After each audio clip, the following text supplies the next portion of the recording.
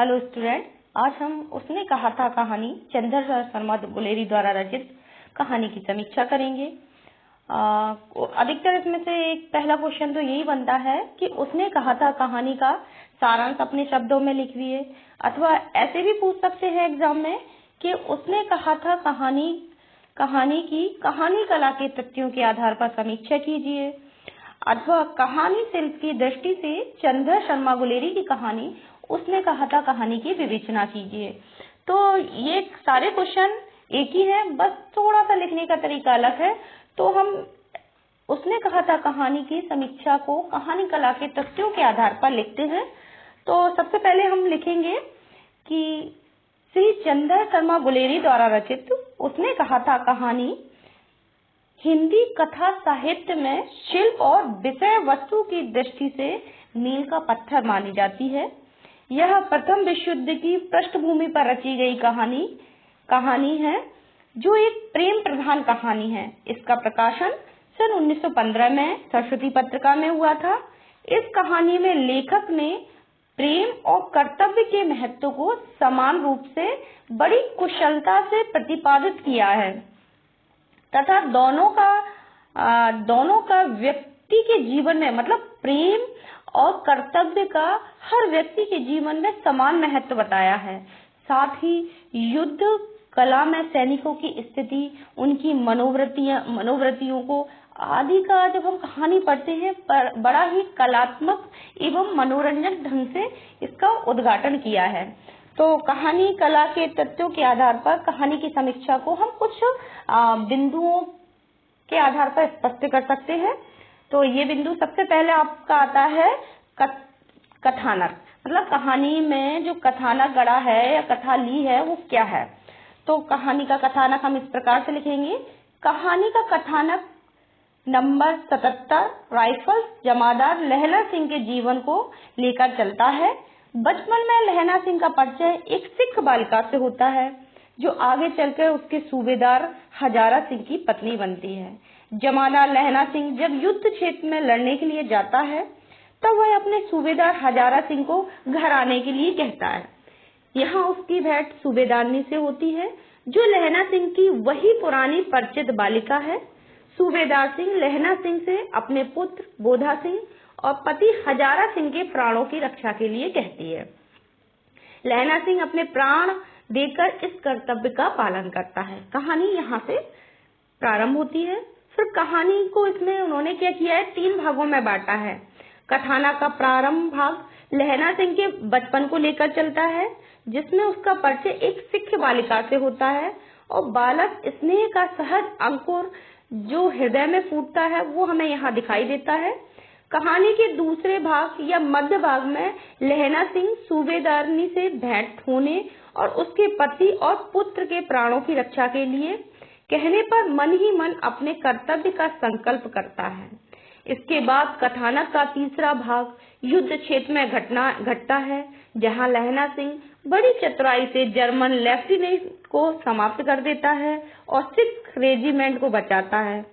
सूबेदार सिंह के पुत्र बोधा सिंह और पति हजारा सिंह की रक्षा करता है और इस प्रकार अपने प्राण देकर सूबेदारनी के कहे वचन का पालन करता है। कथानक में जहाँ मृत्यु शैया पर पड़े हुए लहना सिंह की आंखों के सामने जीवन की पुरानी स्मृतियों के चित्र आते हैं, वह कथानक की वस्तुतः चरम सीमा होती है और इसके बाद लहना सिंह की मृत्यु के साथ कहानी का अंत हो जाता है। जहाँ तक कथानक के क्रम की बात है, दूसरा भाग अंत में आता है, जिसका संकेत हम मूर्छित अवस्था में पड़े हुए लहना सिंह की स्मृतियों के रूप में मिलता है।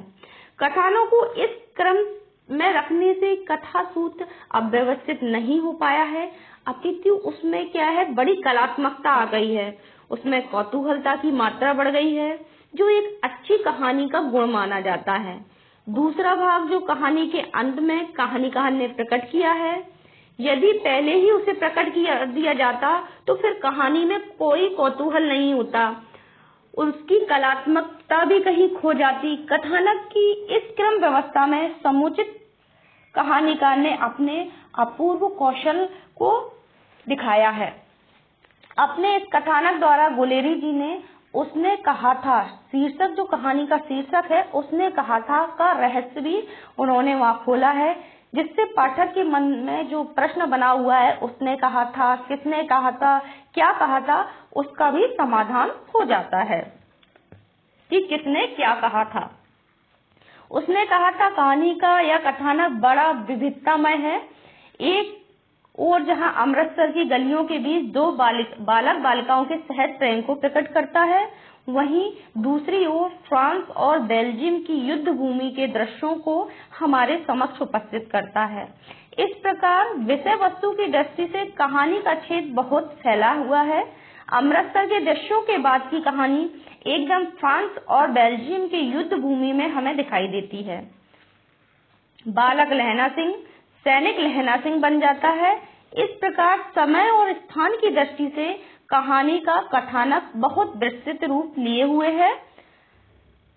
फिर भी कहानी का रूप कहीं भी उलझ नहीं पाया है। मतलब जब हम कहानी पढ़ते हैं तो ऐसा नहीं लगता है कि कहानी कहीं अधूरी छूट गई है या उसका मैच नहीं हो रहा है। कहानी एक ऐसे क्रम में हमें लाके खड़ा कर देती है कि हमें अपनी जीवन की सारी स्मृतियां कहानी के माध्यम से स्पष्ट हो जाती हैं। यही इस कहानी की सबसे बड़ी विशेषता है। मतलब कहानी की सबसे बड़ी विशेषता यह है कि कहानी को अलग अलग दृश्यों में पूर्व दीप्ति पद्धति के आधार पर उन्होंने दिखाया है, लेकिन उसका क्रम कहीं टूटा हुआ प्रतीत नहीं होता है, जिससे कहानी अपने आप में रोचक और स्वाभाविक सी हमें देखने को लगती है। बड़े वैज्ञानिक ढंग से कहानीकार ने कहानी को हमारे सामने रखा है। कहानी का अंत भी बहुत ही मार्मिक ढंग से हुआ है। कहानी को पढ़कर प्रेम और कर्तव्य का प्राण न्यौछावर करने वाला लहना सिंह के प्रति हमारे हृदय की संपूर्ण करुणा उमड़ आती है। मतलब जब हम पढ़ते हैं कि प्रेम और कर्तव्य के बीच में लहना सिंह किस तरह से अपने प्रेम के जो वचन दिया होता है और उसका कर्तव्य होता है, वो अपने कर्तव्यों को निभाता है और हमारा लहना सिंह हमारे मन में एक अमिट छाप छोड़ देता है। और जहाँ कहानी के पात्र जब व्यक्ति पढ़ने वाले पाठक के मन में एक अपने अमिट छाप छोड़ देते हैं, तो वही कहानी की सफलता, सबसे बड़ी सफलता होती है। अब दूसरा आता है चरित्र चित्रण। चरित्र चित्रण की दृष्टि से यह कहानी और भी अधिक सफल बन पड़ी है। कहानी के पुरुष पात्रों में लहना सिंह, सूबेदार हजारा सिंह, वजीरा सिंह और बोधा सिंह हैं। यह सभी सिख सैनिक हैं जो फ्रांस और बेल्जियम की भूमि पर जर्मनी के विरुद्ध लड़ रहे हैं। बोधा सिंह का चरित्र अधिक उभरने नहीं पाया है। वीरा सिंह अत्यंत ही मस्खरा स्वभाव का सैनिक है। मस्खरा मतलब हंसी मजाक करने वाला सैनिक वजीरा सिंह है। इसमें वह योद्धा बनकर जर्मन सैनिकों का तर्पण करता है। युद्ध के जीवन में भी मस्ती और आनंद के गीत गाता है। मतलब जब हम कहानी पढ़ते हैं तो हम देखते हैं कि जब जिंदगी में हमारे जहाँ सामने हमारे मौत खड़ी होती है, तब भी किस प्रकार से ये जो हमारे वीर सैनिक हैं प्रेम और मस्ती के गीत गाते हुए भी अपने कर्तव्य का पालन करते हैं, जो हम वजीरा सिंह के माध्यम से हम इसमें देखते हैं। कहानी में लहना सिंह का बाल्यकाल युवा काल का यथार्थ जीवन सामने आता है।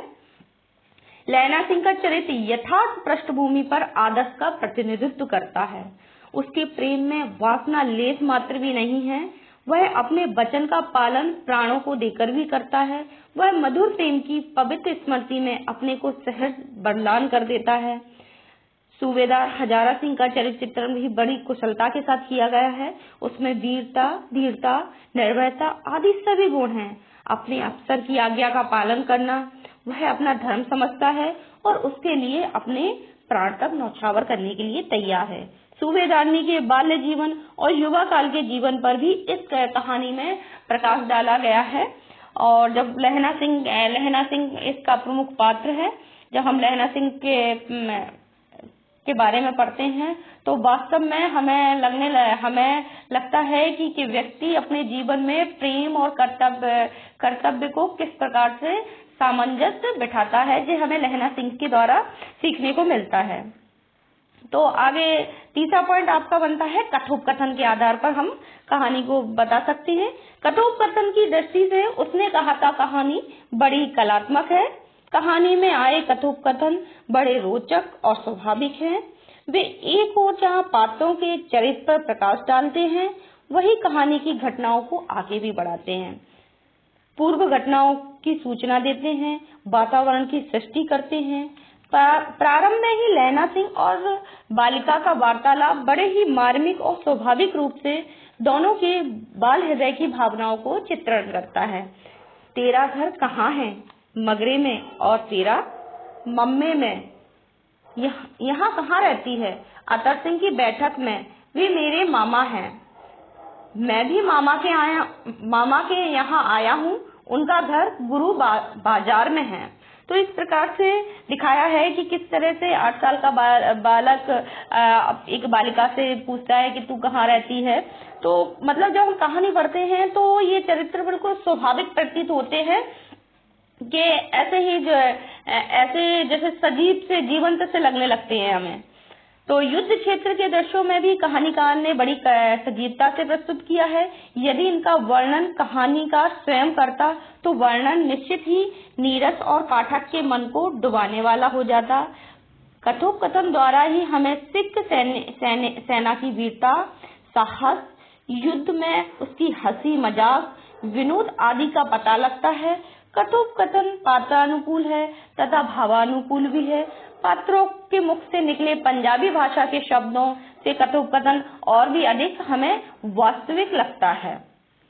अब तीसरा पॉइंट आपका आता है हास्य का पुट।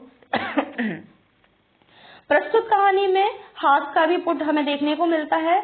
उनका हास्य विनोद एक सीमा तक ही रहता है।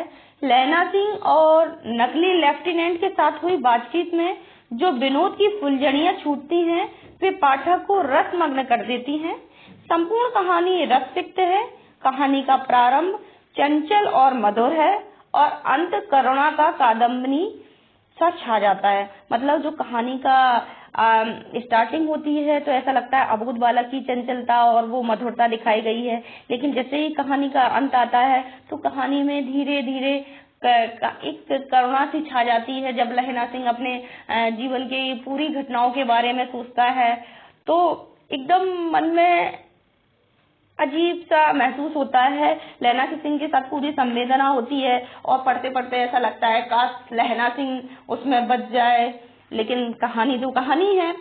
तो संपूर्ण कहानी में हम महत्व, रति, हास्य और करुणा के समन्वय से जो रस का परिपाक हुआ है वह हमारे हृदय को तन्मयता प्रदान करता है, जो कि कहानी के अपने आप में उत्कर्ष होने का प्रमुख उदाहरण है। अब आपका आता है भाषा शैली। तो गुलेरी जी ने हिंदी के उत्कर्ष गद्य लेखक है चंद्रधर शर्मा गुलेरी जो है, उन्होंने हिंदी में भले ही 3 कहानियां लिखी हूँ, लेकिन उन्होंने बहुत ही श्रेष्ठ कहानियां लिखी हैं। और उनकी तीनों कहानियों में सुखमय जीवन, बुद्धू का कांटा और उसने कहा था कहानी सबसे उत्कृष्ट कहानी की श्रेणी में आती है। उसमें भाषा का उन पे पूर्ण अधिकार है। उसने कहा था कहानी में गुलेरी जी ने भाषा शैली का बड़ा ही सुंदर रूप हमें देखने को मिलता है। प्रारंभ में उन्होंने जो अमृतसर के इक्के तांगे वालों का वर्णन किया है, यहाँ भाषा की सजीवता, खानगी देखते ही बनती है। पंजाबी शब्द, ग्रामीण भाषाओं के शब्द, मुहावरे, लोकोक्तियों का उन्होंने अपनी भाषा शैली में बहुत ही सहज और स्वाभाविक ढंग से प्रयोग किया है। तत्सम तद्भव शब्दों का भी प्रयोग किया है जो पाठक पढ़ते हैं और उनको बड़ी सरलता से कहानी समझ में आ जाती है। कथोपकथन द्वारा युद्ध क्षेत्र का भी वर्णन उन्होंने बड़ा प्रभावपूर्ण ढंग से किया है। बीच बीच में भाषा का व्यंग्यात्मक रूप भी हम देखते हैं और जो उसको भाषा को चमत्कृत कर देता है। तो कुल मिलाकर हम कह सकते हैं कि भाषा की दृष्टि से उसने कहा था कहानी एक उत्कृष्ट कहानी है, जिसमें उन्होंने तत्सम तद्भव, ग्रामीण शब्द, पंजाबी शब्द तथा देशी शब्दों का बहुत ही खूबसूरत तरीके से उन्होंने पात्रों के द्वारा चित्रण किया है। अब आपका आता है देश काल तथा वातावरण। तो देश काल का चित्रण भी इस कहानी में बड़े उत्कृष्ट ढंग से किया गया है। यही कारण है कि कहानी में देश और काल के बीच की जो घटनाएं जो घटित होती हैं या जो उनके चित्र बनते हैं, जो द्वितीय विश्व युद्ध के दौरान बेल्जियम और जर्मनी में चल रहे थे, हमारे भारतीय सिपाही गए थे, तो जब हम उनके कहानी पढ़ते हैं तो वो उस समय का चित्र हमारे आंखों के सामने बखूबी आ जाता है कि किस तरह से उस समय का वातावरण था और सैनिक जब लड़ने जाते थे तो उनकी मनोदशा, उनकी मानसिक स्थिति वहाँ क्या होती थी। ये कहानी को जब हम पढ़ते हैं तो हमें पूर्णतः ज्ञात होता है। यही कारण है कि कहानी में हम देश काल के बीच की घटित होने वाली घटनाएं, जो चित्र हैं, कहानीकार ने हमारे पात्रों के माध्यम से हमारी कहानी में रखा है, वो हमारे आंखों के सामने सजीव से प्रतीत होने लगते हैं।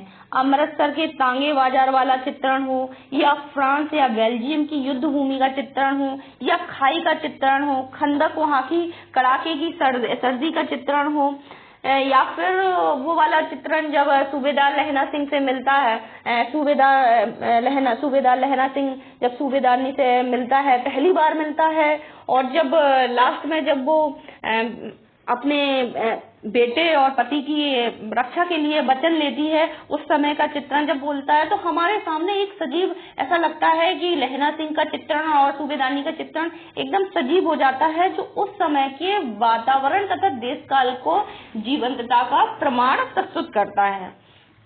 तो इस तरह से देश काल तथा वातावरण का हुआ। अब आता है उद्देश्य। देखो, कोई भी कहानी होती है वो अपने पीछे किसी न किसी उद्देश्य को छोड़ती है, और उद्देश्य, जिस कहानी में उद्देश्य होता है वही मेरे विचार से एक सार्थक और श्रेष्ठ कहानी होती है, और वह कहानी के जो पाठक या श्रोता है उनको सोचने पर कहीं ना कहीं मजबूर कर देती है। तो जब हम उसने कहा था कहानी पढ़ते हैं तो सबसे पहले उसमें हम सोचने पर मजबूर हो जाते हैं कि प्रेम और अपना देश प्रेम के बीच में किस तरह से लहना सिंह अपने प्रेम की भी रक्षा करता है और अपने देश की भी रक्षा करता है, और उसका जो प्रेम जो उसको 25 सालों बाद मिला होता है उसके वादे की भी रक्षा करता है। तो इस कहानी में प्रेम और कर्तव्य पालन से परिपूर्ण लहना सिंह के चरित्र को पाठक के सामने प्रस्तुत करना ही इस कहानी का मुख्य उद्देश्य है। इसी उद्देश्य को लेकर विभिन्न परिस्थितियों में लहना सिंह के हृदय की विविध दशाओं का चित्रण इस कहानी का मुख्य उद्देश्य होते हुए भी अप्रत्यक्ष रूप से इसका एक और उद्देश्य है, और वह है जीवन के अंतर्गत प्रेम और कर्तव्य की स्थिति का सुंदर विश्लेषण। लहना सिंह के चरित्र विश्लेषण को लेकर कहानीकार ने ऐसा किया है।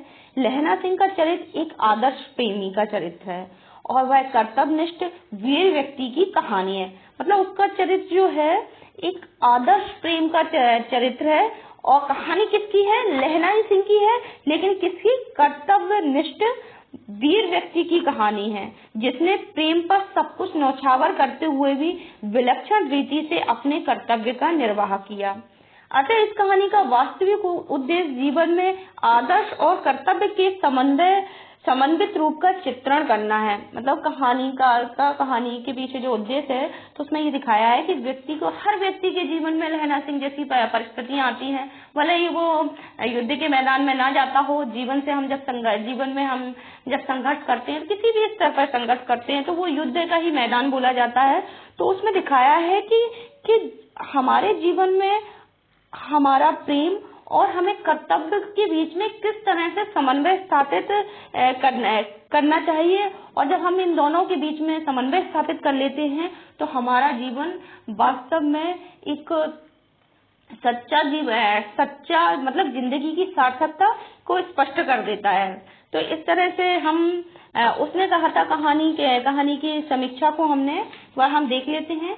कथानक के आधार पर, चरित्र चित्रण के आधार पर, कथुक कथन के आधार पर, हास्य कपट भाषा शैली तथा देश काल वातावरण और उद्देश्य के आधार पर हमने इस कहानी को बांटा है। अब आपके में कोई भी क्वेश्चन आता है, चाहे उसने कहा था कहानी का सारांश लिखिए या उसने कहा था कहानी में अभिव्यक्त भावों को लिखिए, तो हम अभिव्यक्त भावों को लिखिए, या चंद्र शर्मा गुलेरी की कहानी कला के तथ्यों के आधार पर समीक्षा कीजिए। जैसे कि पूर्व में मैंने सारे क्वेश्चनों को बताया था। कोई भी क्वेश्चन आता है तो आप इस तरह से लिख सकते हैं, आपको कोई परेशानी नहीं होगी। आशा है आपको कहानी का समझ में आई हो। जी धन्यवाद।